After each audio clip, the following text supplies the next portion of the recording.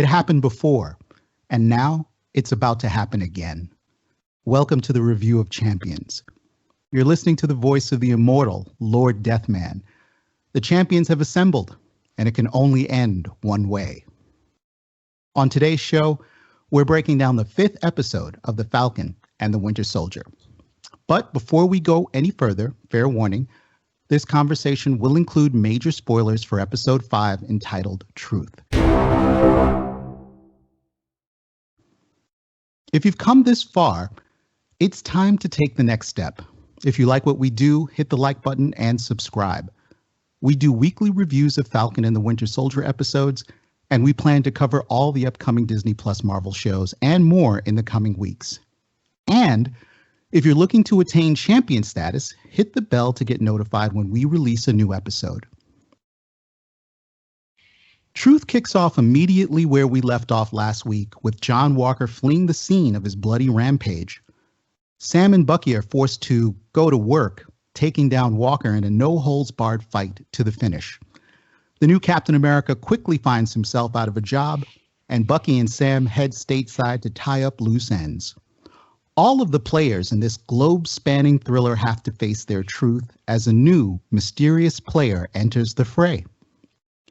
And now, let's introduce the panel of Sakar's finest gladiators. When I say your name, champion, let's greet our listeners and tell them what we came here to do.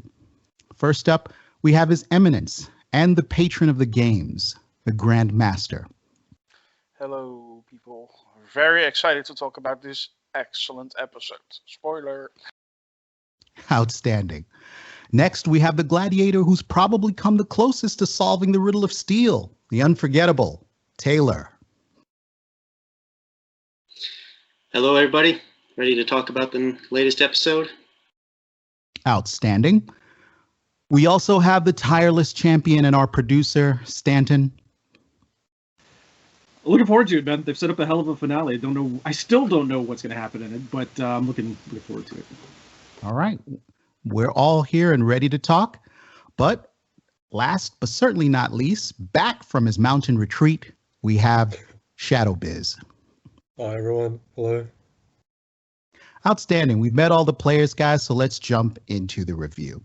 Truth is a densely packed episode that feels like it's taking a beat to do some character dev and give us some much needed montaging action. I'm going to dispense with the preamble and go right to the champions to get their take. Grandmaster, let's have you start with your take on this episode, Truth. Yeah, where to begin? Well, let's just start right at the beginning. You get that awesome fight that's a direct callback to the end fight of Civil War, where you have, in Civil War, you have Bucky and Cap teaming up to defeat Iron Man. In this case, it's Falcon and Bucky again, trying to bring down Captain America, John Walker. And, well, they go all out. I mean, they even have to team up and use the shield to knock John Walker out because of the serum. I thought that was an amazing start of this episode. And then, actually, it starts to slow down. And I loved it about it because I am not a fan. I am not a fan of the action that's not right. I am a fan of the action, but I am more a fan of the character moments, and we got a lot of that in this episode. Especially the whole boat sequence where Bucky and Sam actually grow together towards each other as friends, basically. They are not saying it yet at the end, but basically they become friends. You get that awesome training montage you already mentioned of Sam Wilson basically doing what he told Bucky to do the work. And that is amazing with the music, the theme of the show playing underneath. I love that. And then of course we get to the surprise cameo that was announced. I saw some chatter on Twitter that people were disappointed again, and they accused Marvel of hyping something up, which was disappointing. Well, how the hell can you be disappointed with a possible Madam Hydra reveal played by Julia Louis-Dreyfus?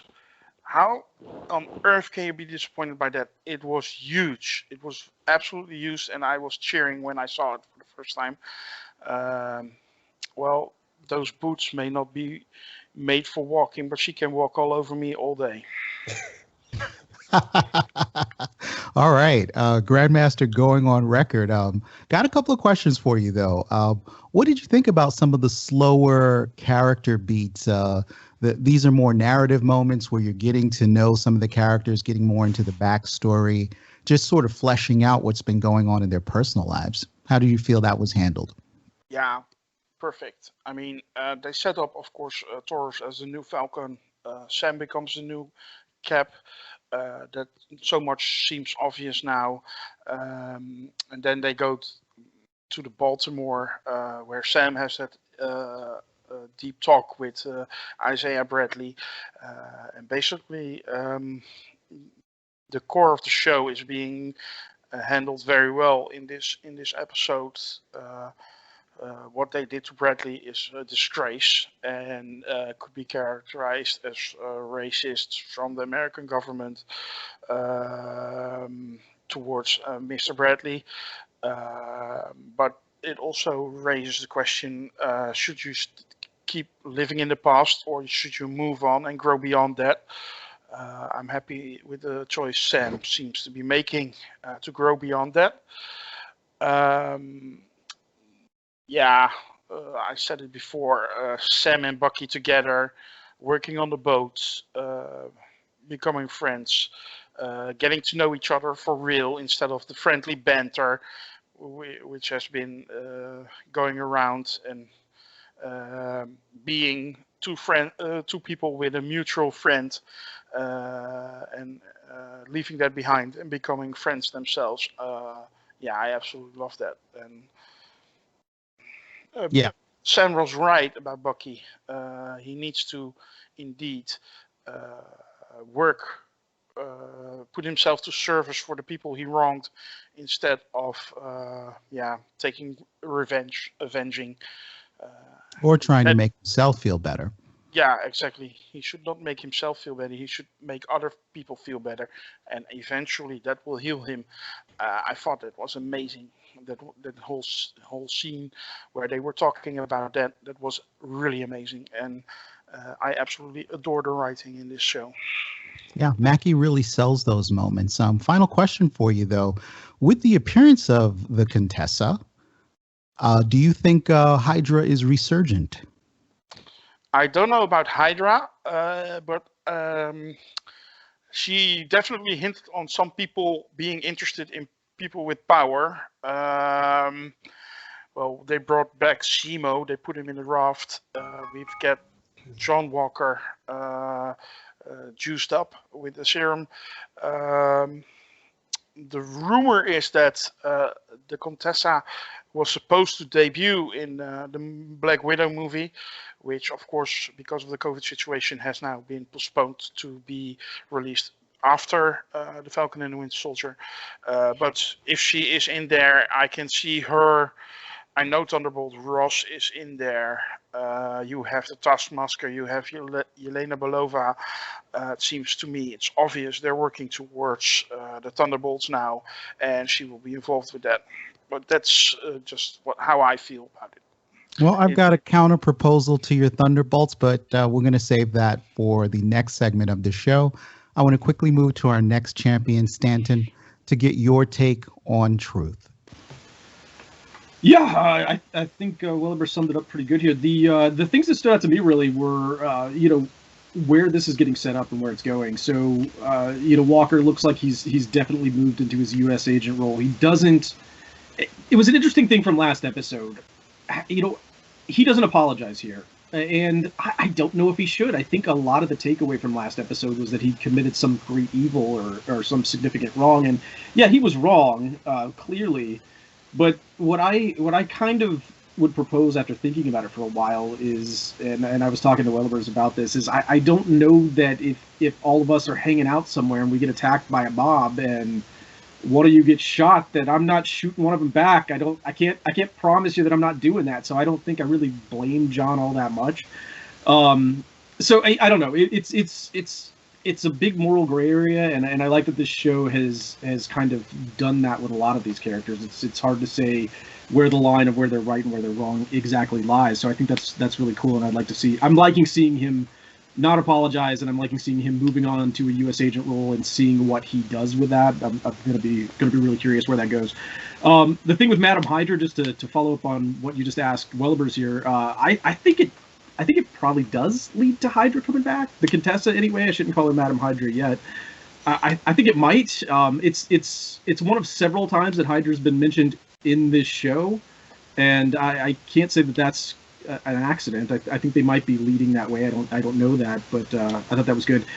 The big thing for me, though, is the relationship and where they took Sam's decision through Isaiah Bradley.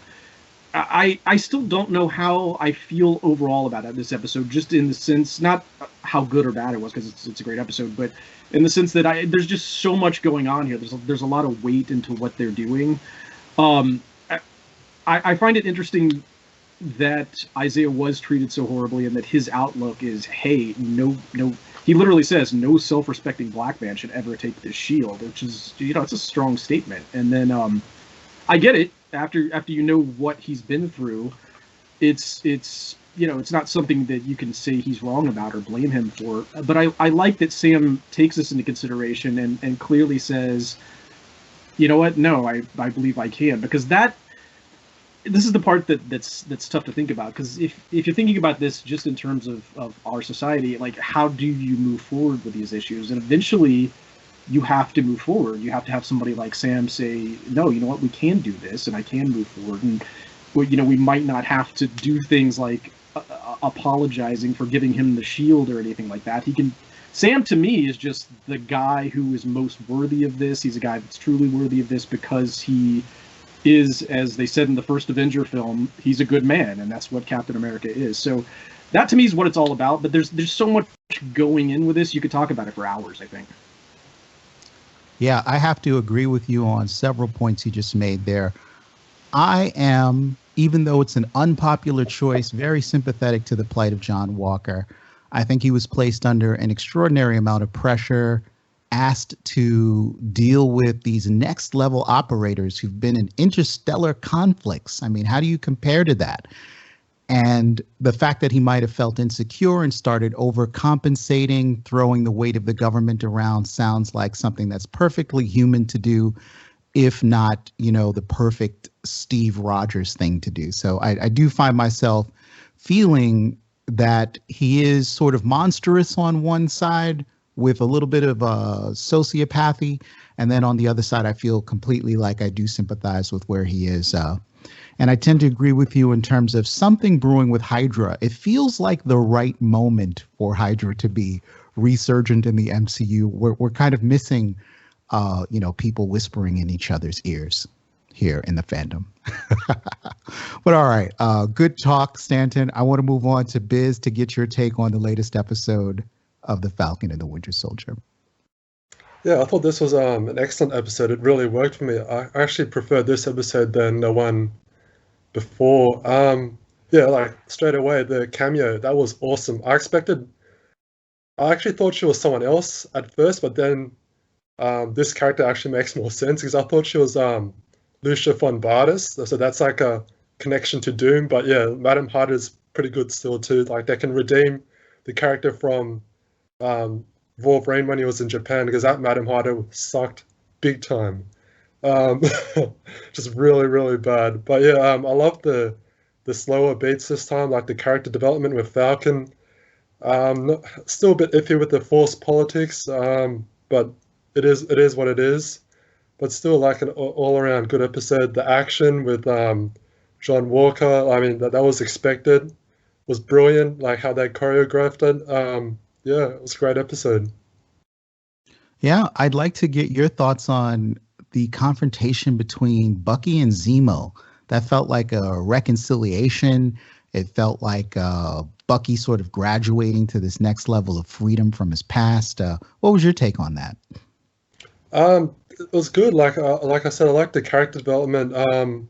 He's facing his past now. They had that kind of like deep kind of brotherly talk. So they're kind of moving on together as well. Like they're not they were kind of bickering at first, of course. That they're more partners, even though kind of they're not admitting it yet. They're kind of like exclusive now. But yeah, it was good. I liked it. Personally, the thing is, this might be a little bit, I don't know, controversial, but I would have liked to have seen Bucky actually be Captain America, but I still like Falcon as a choice for Captain America too.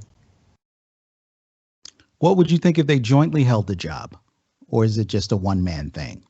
No, Captain America has to be only one person. It'd be weird as like a Captain America duo.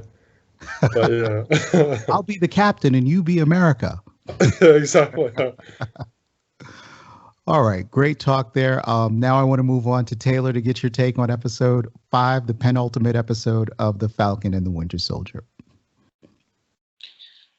Well, after that opening, excellent opening action scene, it slowed down, and that's good.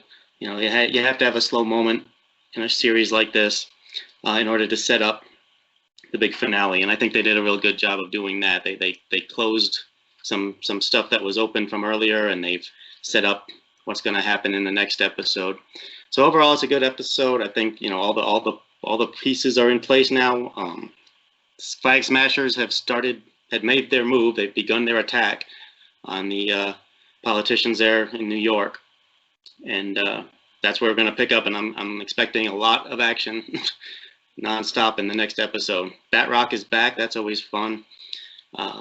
Don't know what's going on with Sharon Carter. Maybe we'll talk about that later. I'm not sure who she is or why she's doing what she's doing. But I don't think it's what everyone else thinks it is. I'm still sticking to my guns on that one. But overall, yeah, good episode. Did what it was supposed to do. Took a breath and set all the pieces for the finale. Yeah. Taylor, did you get any of the vibes from Civil War in that opening action scene with sort of John Walker proxying for perhaps Iron Man in that dispute? Well, I mean, there's certainly similarities. There's 3 guys. One of them's Captain America or Proto-Captain America, whatever you want to call it. And the other one is Bucky Barnes. So certainly there's similarities. 2 against 1 fight. But I see, you know, I think it's mostly its own thing. You know, it was a fight. There's certainly different reasons behind it. However, you know, similar to the other fight, you know, both sides had their reasons. There wasn't like a Snidely Whiplash black and white villain they were fighting against there. There's a lot of complexity to the conflict that went into it. But again, as far as action scenes go, though, it was an excellent scene.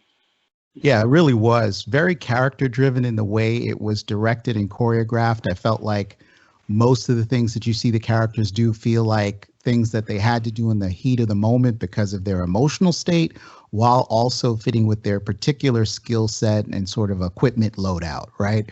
It just Marvel is so great at infusing those fight scenes with character. But I love the way that Falcon uses his wings in fights. It's just awesome. Yeah. And a few surprisingly brutal moments that you wouldn't think Disney would want to deliver on, especially what it took to literally get that shield out of John Walker's hands. Yeah, looked like a little dislocation there. It happens. It certainly does when you're working against the thrust of the Falcon's pack and Bucky's metal arm. He held out like a trooper for as long as. And Walker yanked Falcon's wings off. That wasn't nice. Those are cool wings. Wow. Yeah. In a moment of just pure rage, he de-winged our Falcon, and then he's real big on decapitation. But Grandmaster, you wanted to inject something about that particular fight sequence? Yeah, it's about what John Walker said, and that is also a throwback to what's been said before. We could have been a team. I think his biggest desire was to just become an Avenger, and trying to prove that he's worthy. And yeah, he failed miserably, of course. But yeah, that's his whole. That's his, how you say that. That's what drives him. He wants to be an Avenger. He wants to prove that he's worthy, and the fact that he feels rejected by the Avengers, basically, and that is what drives him further over the edge, at least in my book. Biz? Yeah, I was just gonna say, like, just had a thought about the Falcon losing his wings. It could also be kind of symbolism, because he's like shedding his wings to become Captain America, and you see him like training like as a human again, and he's not an angel. So yeah, I just thought about that. That's all.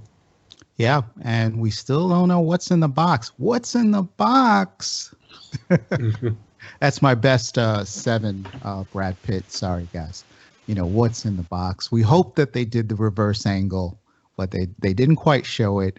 We're going to talk a little bit about that box with regards to what might be inside it coming up. But sounds like we had another great episode of this show, an episode that sort of takes a slower pace, looks at some character beats while still delivering on the trademark action that Marvel is well known for at this point. I think this is one of the best sequences I've seen, give it movies or streaming, if that's your comparison.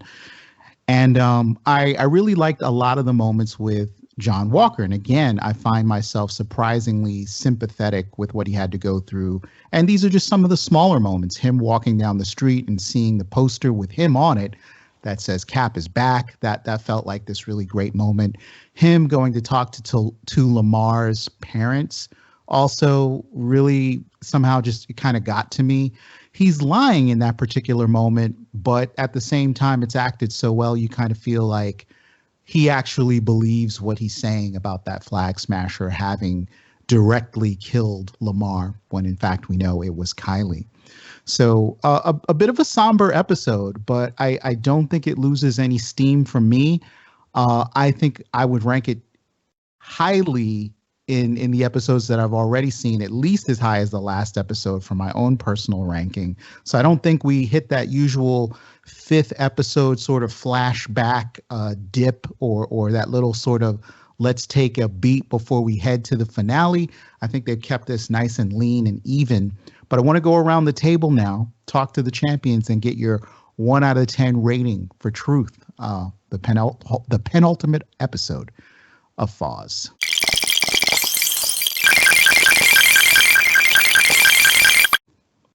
I'll start with Grandmaster. Yeah, I don't know actually where I have to go now with ranking this episode, grading this episode. Last week it was a 13 out of 10. I'm going 20 out of 10 this time.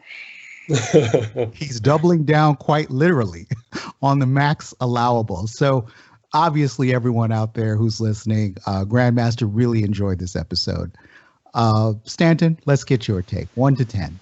I can't rate it. It's going to be unrated right now, and I'll tell you why. There's so much that I'm thinking about in terms of it that hasn't all settled in yet. I've seen it once, and I don't know that I can. It's going to take a while. I will tell you that The Whole World is Watching is probably my favorite episode of the whole series so far, just for the world-spanning, like, sci-fi is not the right word, sorry. Special ops, like adventure with all these different characters being mashed together and a lot of action and a lot of character moments as well. I think it had just everything going on for it. We may get to these later, but I'm just thinking, I think I know what's in the box. I'm just going to say that. I have some thoughts on Sharon Carter. There's some interesting stuff they've got set up with her. I mean, she's seemingly sent Batroc to help the Flag Smashers, so that means she's not the power broker, right?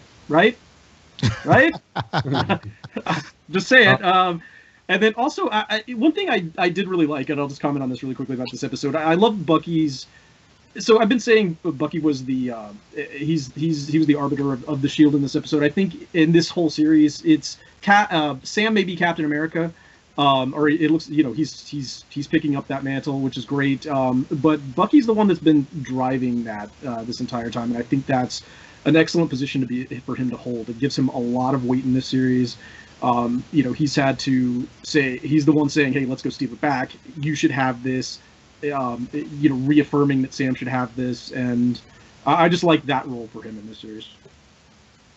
Yeah, I couldn't agree with you more there. So, yeah, once again, extremely inspirational episode, but I want to move on to Biz, get his 1 out of 10 rating for this episode of the show. What do you think? Yeah, 9 out of 10.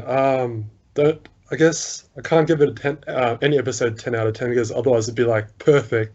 But yeah, 9 out of 10. I liked what was going on in it. The cameo was awesome. Be very interesting to see where it goes from there, and how that works with Zemo. Yeah, the action, the character development, the montage of Falcon. Obviously, I'm going to be Captain America soon. Yeah, I loved it. Yeah. For our listeners out there in the audience and at Sakar, this must sound like a fanboy convention, but the show just happens to be that good. It's really hard to get around it. I think they're dealing with some really complex issues at the same time as presenting us with good old escapist action and entertainment. So great balancing on the Mouse House there with this particular series. And that being said, I want to turn to our final champion to get the 1 out of 10 grade. Taylor, tell us what you thought of this latest episode. 9 out of 10 for the action scene, the introduction of Julia Louis-Dreyfus, the awesome montage of training with Sam, and for the setup of the finale. So almost perfect. 9 out of 10.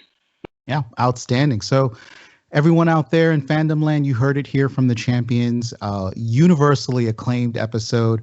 I don't think any of us had any idea that this series was going to be as good as it has turned out to be, as satisfying as it's turned out to be. No matter where you lie on the political spectrum, there's conversation in this for you. There's debate in this particular episode, and not on a condescending or patronizing level. I think, they've done a really, really great job with this show. So I'll take closing remarks on our review.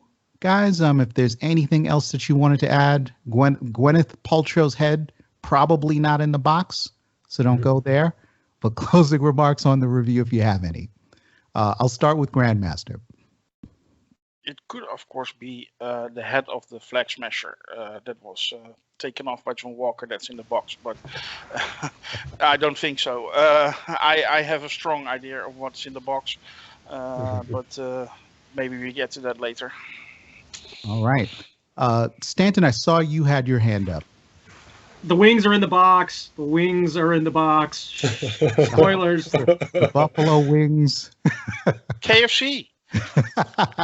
Definitely KFC, for sure. Indeed. And Biz, closing remark? Oh, yeah. I'd just like to say it's a little bit controversial again, but if America wasn't so politically charged today, do you think the Flag Smasher would still be the villain of this show? Do you reckon that would have changed or not? Well, if you're asking me personally, I think they still would have emerged as villains just because of the radicalism and the extremism that they've gone to with regards to, what they've done with innocence. So, yeah, we're Americans. We never support terror. Stanton? Yeah, I actually think the Flag Smasher concept is pretty interesting and probably a longer conversation than a lot of people want to have about it. There's an idea of, how do you help out refugees and how many can you help out, but there's a very realistic conversation to be had about how many resources you have in one particular area and how do you distribute those. And that's not just an easy to just say, oh yeah, sure, we'll help them. Because any one nation does have a limited amount of resources, and you have to make tough decisions about how you're going to distribute these. I'm not saying you shouldn't help them or you can't do something, but it's a longer conversation than just saying, oh yeah, help them. Yeah. Just look at the vaccination programs. In some countries, it's going very well. In others, not so well, and it's all depending on the nation itself. So that's just an example of what they slightly touch on. Exactly. And again, a show where wherever you fall on the spectrum politically, however you think these things should be done, there's always a lot to talk about and think about with this particular show. But with that, guys, I am going to officially close the review segment and move on to some lighter fare, or it could be darker fare, depending on how this conversation works out. But it is time for Canon Fodder. Canon Fodder. The segment on the show where we look at some of the latest MCU fan theories drifting out there in the ether. We give the panel 3 of the wildest fan speculations currently in circulation, and we let them decide if these fandom theories will take flight or be permanently grounded. So, okay, we've reached the penultimate episode, and the fans are going all in, guys. Will the deadliest mutant in the Marvel Universe make his debut in the finale? Is Sharon Carter a turncoat? Is Danya Madani the power broker? Who knows? But let's dive into this week's theories. I'm going to start off with the first one, lobbing a softball out there, and starting with Grandmaster. John Walker will debut as U.S. agent in the finale of The Falcon and the Winter Soldier. Are you buying, holding, or selling on that? Buy. That was a strong and immediate buy. Yeah, it's quite obvious. That mid-credit scene sets that up. I totally see that happen. He desperately wants to prove his value, and he will not as Captain America, but as U.S. agent. If they call him like that, I don't know, but he will show up in the finale and do his thing. Do you think his homebrew shield is going to hold up? No. All right. Thank you for that, Grandmaster. Taylor, are you buying, holding, and selling on John Walker debuting as U.S. agent in the finale? I'm going to hold. I think it's very possible, but I also think there's a chance that they'll save that for something later on. Are you thinking he appears and doesn't quite get the moniker, or are you just saying that there's a chance that, that ending credits thing was a bit of a misdirect? Yeah, I think there's a chance he won't appear at all. But there's also a good chance that he will appear and act like, I don't think they're going to say U.S. agent because they don't use the names very much in the MCU anyway. But there's a good chance that he will appear and act like U.S. agent. But I also think there's a good chance that scene was a hint of something to come further down the line. Indeed. I do think they're going to pay it off, but I'm like you, a little skeptical of whether that's going to happen in the finale. But Biz, time for your take. Are you buying, holding, or selling on John Walker debuting as U.S. agent? This is a tough one. Yeah, I'm buying. Yeah, he'll probably be U.S. agent. In the next episode. I mean, it's kind of obvious, but yeah, we'll see where it goes. I like where it goes. So yeah. Okay, we've got 2 buys and a hold. Stanton, it's time for you to break the rhythm here. What's your take? Buy, sell, or hold? I'll definitely buy it. I can see what Taylor's saying, where the finale we just saw might have been his send-off for this series, and we're not going to see him again. But I think that's a setup. I think he's going to jump in and do something that maybe nobody else is willing to do here. So I think you're going to see him for sure. All right, guys, you've heard the panel's take on the very first of the popular fandom theories that's out in the ether. Let's move to the second one. This one's an exciting one. This deals with our mystery box that we've seen that requires thumbprint authentication from Wakanda. The fans are out there saying that Sam's Wakandan suit is a Falcon Cap hybrid, and we're going to see a flying Captain America. I want to start with Stanton. Are you buying, holding, or selling on the Falcon Cap hybrid suit in the box? I'll hoard that like PS5s. It's definitely a Captain America red, white, and blue Falcon winged suit. It definitely is, 100%. If it's not, I don't know what I'm going to do, but it definitely is that. For sure. I'm gonna sell it back to you guys at like 8 times the price. So just let me know. But you heard it here. We have Stanton going on record as a sell for the Falcon Cap hybrid suit being in the box. Biz, I want to get your take on that next. Does Wakanda break from that black and gold paint scheme and do red, white, and blue for Sam with some wings? Uh, yeah, and he goes into action as Captain America Falcon. But like literally wings, or like just like painted on somehow? Well, we're talking about a hybrid, so we don't know how that will manifest. But I think minimally, the fans feel like he's still going to have his wings, so there's going to be a lot of airborne barrel rolling action, and we're going to have a shield, meaning that we have a new iteration of Captain America, which sort of blends both of Falcon's skill sets. Because let's be real, Steve Rogers wasn't really big on wings. He liked to jump out of planes and let gravity do most of the work, but Wilson, he's got some airtime. He's got some miles, sky miles. So what do you think? Are you buying this? Selling, holding it? No, I'm definitely going to sell it. I mean, the closest it would be, like kind of like a more hybrid fashion would be like maybe he would have a jetpack, maybe in between. But no, he'll just have like a normal Captain American suit, but more like stylized for Falcon, like what he represents. Like guess like match the colors of him, yeah, like that kind of hybrid style. But yeah, I'm selling. You heard it here, guys, out there in fandom land. Biz is selling. Moving on to Taylor. Do you think that Sam's Wakandan suit in the box is a Falcon Cap hybrid? Yes, I'll definitely buy it. It's going to be wings, going to be red, white, and blue. Hopefully it's going to have a new unmanned aerial vehicle for him to use and play with, since Carly broke his last one. But yeah, definitely buy. It's in there. All right, we've got buys. Grandmaster, are you ready to break the trend here, or are you going to join us strong in the buy position here on the Wakandan suit hybrid theory? Yeah, I'm going to buy this one as well. Definitely going to be a suit with wings. It's definitely going to be red, white, and blue. Bucky ordered it from the Dora Milaje. It's going to be a Cap Falcon hybrid suit, no doubt in my mind. All right. Well, the panel has sounded off on this one, guys. We now know what's officially in the box. The fandom was onto something after all with this one. I'm buying on this one, but it's a bit of a soft buy because of one thing that happened in the episode. Sam does pass the broken wings on to Joaquin, to that lieutenant who's been playing a support role as Sam's contractor, sort of assist on the ground.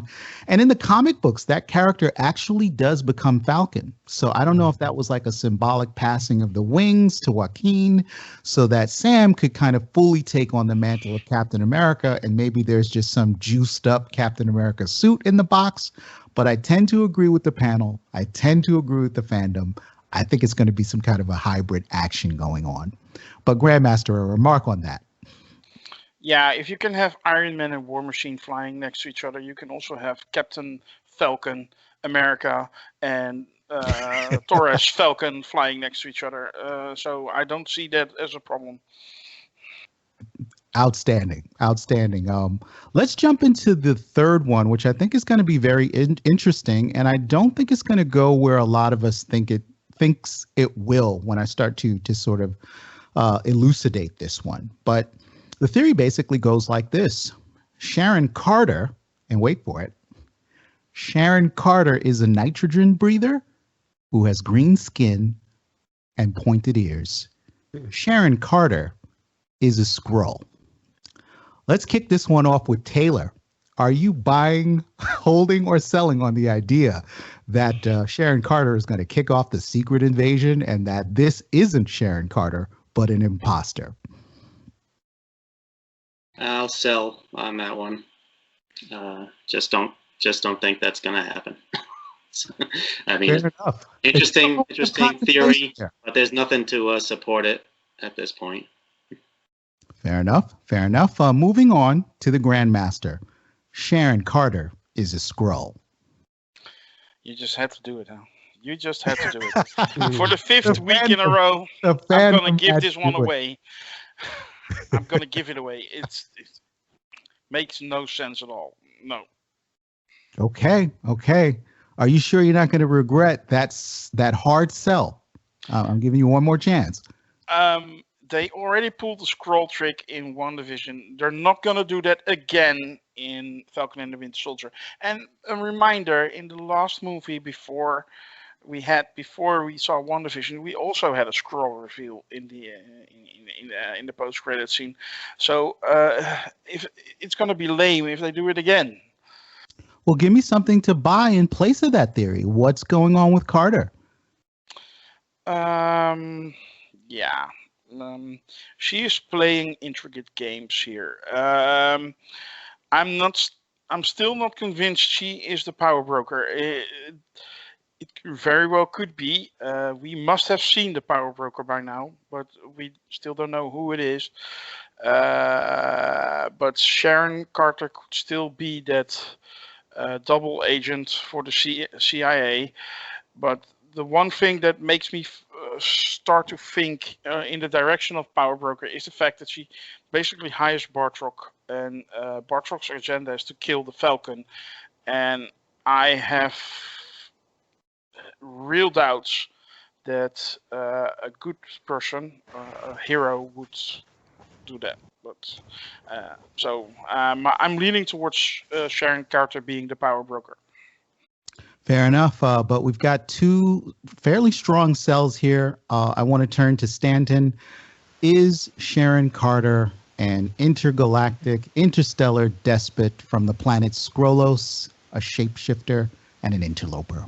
Cell. They will not reveal that, at least in this episode. Now, whenever they get to Secret Invasion, there will undoubtedly be somebody or a couple of people that they go back and like say, oh, by the way, that they were linked here. But that's not coming out in this episode. I don't see it.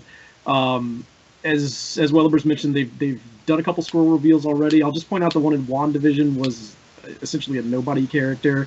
The other one was Nick Fury, of course, so that was pretty significant. Agent 13 would be a significant one, but they're not going to do that in this past episode. At least I don't see that happening. As to what she's actually doing, I got no idea, man. No idea. She's all over the map. All right, there you have it. We've got three cells here, three strong cells on the Sharon Carter is a Skrull theory. I'm going to turn to our final champion, Biz. You could be the one to break this up like so much concrete, but is Sharon Carter a member of a radical sect of Skrulls who's going to kick off the secret invasion? I'm going to go, well, like in relation to the next episode or just like coming up, like in the MCU? The theory goes in the finale, she's just going to do a shape-shifting thing, and we're going to see that she was sowing the seeds of dissent all along. Well, it's possible, but it's a hard sell. I don't see it happening at all. But in terms of the power broker, I'm thinking now that Contessa could be the power broker, possibly. Okay. There's no one in this series who is not the power broker. Even poor Donya Madoni from her casket could be the power broker. So I take that in place of Sharon Carter's a Skrull. I totally accept it. But listeners out there, the panel has sounded off. They've passed judgment. This one is a hard sell. Begging the Grandmaster's pardon, we do have a bonus theory that I could run around the circle. With the penultimate episode, we've got a bonus theory. I could throw it out there. A lot of people have been thinking Thunderbolts. Zemo's been set up. We're heading back to the raft. It looks like there's going to be a recruitment drive. But now the fans are changing their tune. And we've got some fans who are going out on a limb to say that the finale of The Falcon and the Winter Soldier will set up the Dark Avengers.